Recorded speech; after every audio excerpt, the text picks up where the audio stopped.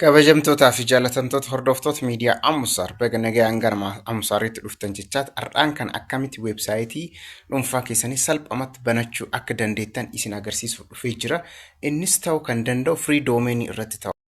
Kana yoo isiniin jedhu weebsaayitii kana banachuu fi irra filatamaan isaa pro yoo fayyadamtan garuu inni kun free domain dha waan ta'eef akkamitti akka salphamatti banattan waliin ilaallaa jechuudha. Erga Google Chrome bantanii booda blogger.com jettanii search gootanii jechuudha. Websaayitiin kun websaayitii kanarraa bilisaan websaayitii mataa keessanii banachuu waan dandeessaniif kanaaf sana booda agaasitti deemtanii fuula odee maaltu ta'ama sana booda iddoo itti maqaa keessan akkasuma loogoo keessan akkasuma informationiin guutan hedduun waan jiruuf isa kana guutaa deemtu jechuudha. Kana waliin ilaalla. Haalaan nafaana bu'a.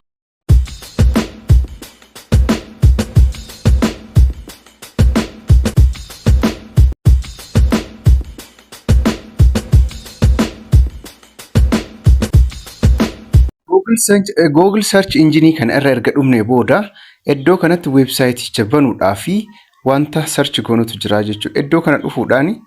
Iddoo kana dhufuudhaani Google search engine irratti yeroo tokko irra cuqaasuudhaani irratti barreessine irra cuqaafna. Iddoo kanatti maal jennee barreessina? blogger.com jennee barreessina jechuudha.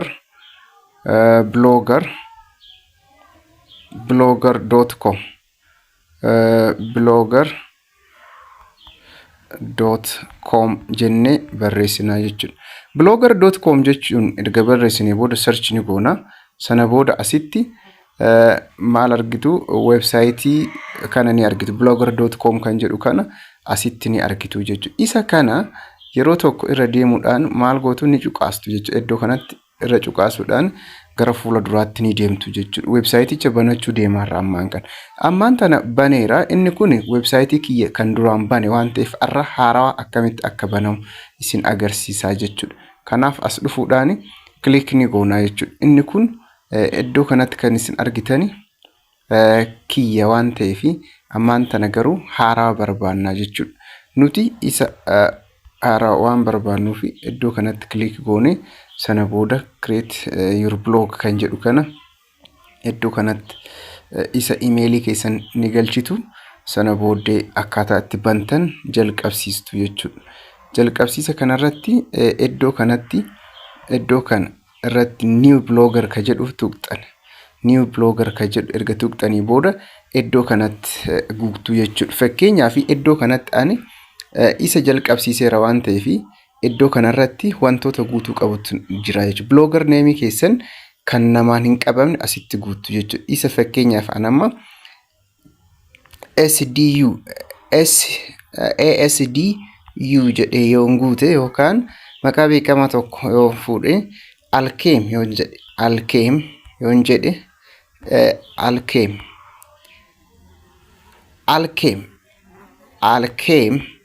jedhee yoon fudhadhe iddoo kanatti isa guutuu qaba jechuudha. Sana booddee garanatti gadi dhufeetan iddoo kanatti gadi dhufeetan next isii jettu kana tuqaa jechuudha. Next isii jettu kana asitti ni tuqaa jechuudha. Sana booda isii erga tuqee gara keessatti na fudhata. Kana booda asitti illeen isuma galchine sana sirritti galchinaa jechuudha. Alkeem isa jedhu duraanuu galcheetti jira. Inni kun ni jalaa qabamee jira. Alkeemtuu yoon jedhe garuu Alkeem Q yoo jedhe Q caps yoo godhe naa fudhateera jechuudha. Kanaaf Alkeem isa jedhu kana erga kana godheen booda save gochuu ni deema jechuudha. Iddoo kanatti save ni godhaa jechuudha. Haalaan na hordofame. Iddoo kanatti save erga jedhee maqaa kiyya URL kiyya fudhatee jira jechuudha. Kana booda saving godhee jira. Isa kana xumureen jira jechuudha. Kana booda wantoota guutan hedduutu jira jechuudha. Kanaaf ammaan tan iddoo kan dhufuudhaan iddoo kana biratti wantoota guutaman hedduutu jira jechuudha. Fakkeenyaaf page layout kan jedhu kana irra dhufuudhaan page layout iddoo jettu kana bira dhufuudhaan yeroo tokko irra cuqaasnaa jechuudha. Sana booda template design isaa isin gaafata. isa kana informationii hedduu asitti ni argitu jechuudha. Informationii argitan kana keessaa hedduun isaa kan guutamuu qabudha. Ol oofaa yoo ilaaltan ni argitu jechuudha. Fakkeenyaaf alkeem header ka jedhu kun iddoo kanatti maaltu galaa? Imeejiin keessan galuu qaba. URL imeejiin keessan galuu ni qaba jechuudha. As biratti instead of kan jedhu biratti deebistanii sana booda maal gootu? Iddoo kanatti image upload ka jedhu choose file kan jettu jirti. Isii asirraa fuutanii itti galchuu ni dandeessu jechuudha. Itti galchuu ni dandeessu. Fakkeenyaaf ammaan tana waan as keessaa itti galchuu ni qaba. Itti galchuus ni danda'a jechuudha imeejicha. Imeejii fakkeenyaaf imeejii kana yoon fudhadhe imeejii kana dan jedhee gara keessaatti fudhadha jechuudha.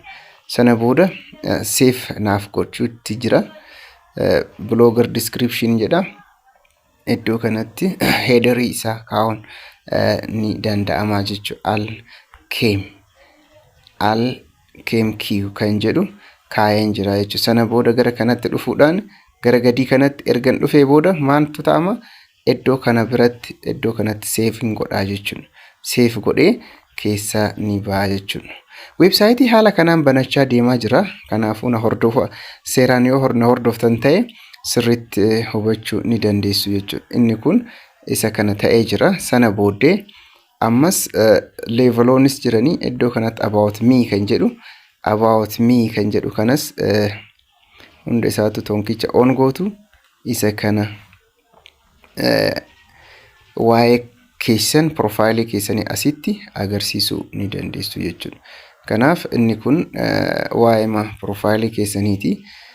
Profaayilicha wanta barbaadanii save godhuu ni dandeessu. Save godheen jira.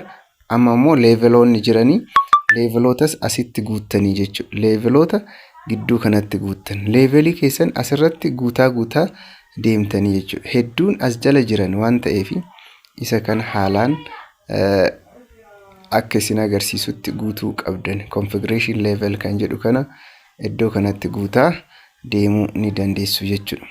Kanaaf isinuu agarsiisuuf waan ta'eef haalaan yoo kan guuttan ta'e search button keessanis as jira jechuudha. Search button keessan isa duraan asirra qabdan kana copy godhuudhaan fiduu ni dandeessu jechuudha. Isa kana copy gootanii bloggerii keessan kana copy gootanii fiduu ni dandeessu jechuudha. Kanaaf haala sanaan as biratti title keessan irratti isa galchuu ni dandeessanii jechuudha. Searchii isaa haaluma inni isin gaafateen iddoo kanatti gochuu ni dandeessu jechuudha.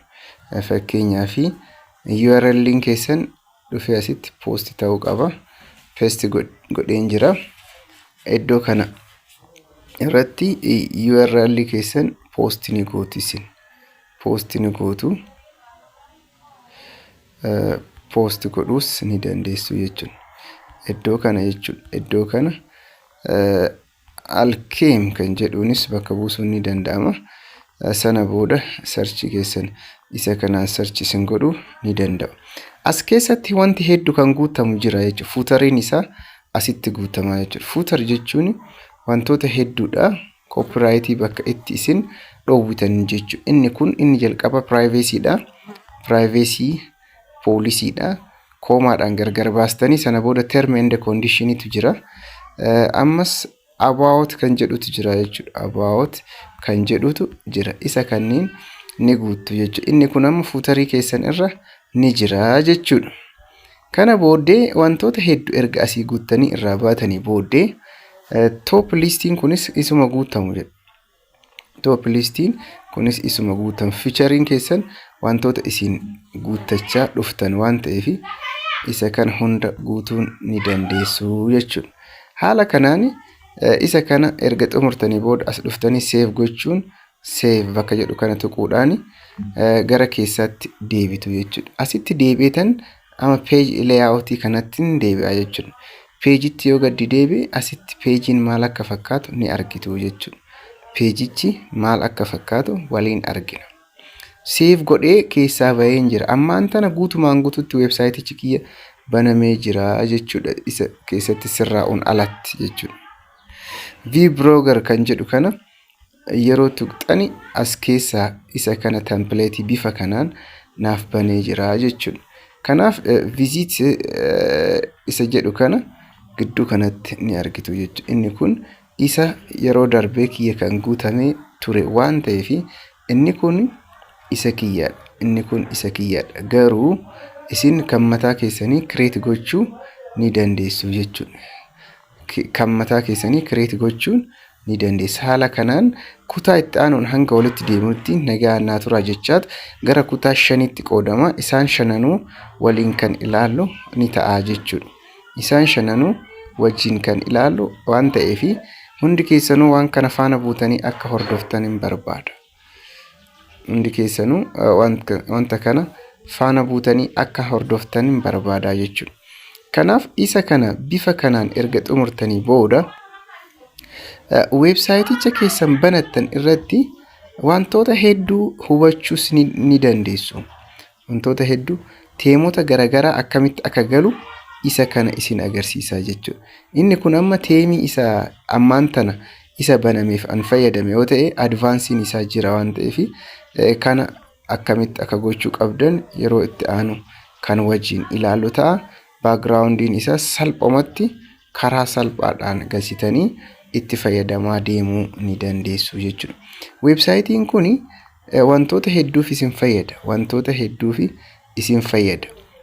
Yeroo banattanii isaan kana keessaa fakkeenyaa fi backgroundii tokko itti galchuu ni dandeessu. Footoo ammaan tana galche sana irratti. Footoo ammaan tana galche sana irratti backgroundii kana fayyadamuu ni danda'a. Apply yoon jedhe salphumatti dhaqee isa footoo duraan galche sana biratti apply ta'ee jira jechuudha. Isa kan as deebi'ee iddoo kana dhufuudhaan maal godhaa yeroo tokko irra tuquudhaan view blog kan jedhu irra tuqaa jechuudha. Iddoo kanatti view blog kan jedhu yeroo tokko irra tuquu ni danda'a. Isa kana argitan haalaan dhufee naaf galee jira jechuudha. Inni kun websaayiticha an amma banuuf fi deemsa gubbaa jiru sana jechuudha. Inni kana qofaan kan dhumatu otoo hin taane hedduun isaa layout kana irratti kan raawwatamu wantoota baay'ee guutamatu jidduu kanaa jira. Isa kanaaf viidiyoolee hedduu walitti fuufaa waan hojjechaa deemnuuf isa nu faana buutanii akka hordoftan jechaati. Arraaf barnoonni keenya kanarraa kanuma fakkaata. Iddoon kun iddoo itti poostii gochuu isin dandeettan jechuudha. Iddoo kana argitan ta'e iddoon kun websaayiticha banattan kan irratti iddoo isin itti poostii keessan poost gochuu dandeettanii jechuudha. Inni kun guutumaan guutuutti amma websaayiticha kana banachuu kiyya ni argitu jechuudha. Haa ta'uti barnoota wantoota hedduu wal qabatan gidduu kanatti kan isin agarsiisu ta'uu asumaan dhaamsa isinii dabarsaati. Viidiyoo itti aanuun hanga walitti deebinutti nagaan naa turaa isiniin jedha. Viidiyoolee kana isaan akkana kana argachuu yoo barbaadan Amusar jala deemtanii subscribe gochuu duwwaadha. Kanaaf jecha haalaan otoo hordoftanii irra baay'ee gaariidha. Isaan kunniin templateota hedduu isin keessaa filattanii fayyadamuu qabdan jechuudha. Template kana fayyadamuudhaan gara biraattis fiduu ni dandeessu. HTML isa biraa fiduu ni dandeessu. HTML kun iddoo kanatti kan isin argitan kun platformii koodii barraa'ee taa'e waan ta'eef koodicha kana haalaan yoo fayyadamtan websaayitiin kun firiidha jechuudha. Otoo koodii barreessuuf hin rakkatin salphumatti viidiyoo mataa websaayitii yookaan marsariitii mataa keessanii qabaachuu ni dandeettu. Barnoota biraatiin hanga walitti deemutti nagaa naaf turaa jechaati. Har'aan tana barnoonni jalqabaa kutaan jalqabaa isuma kana waan hordoftaniif galatooma jechaat Amusaariin subscribe gochuu hin dagatinaa isiniin jedha.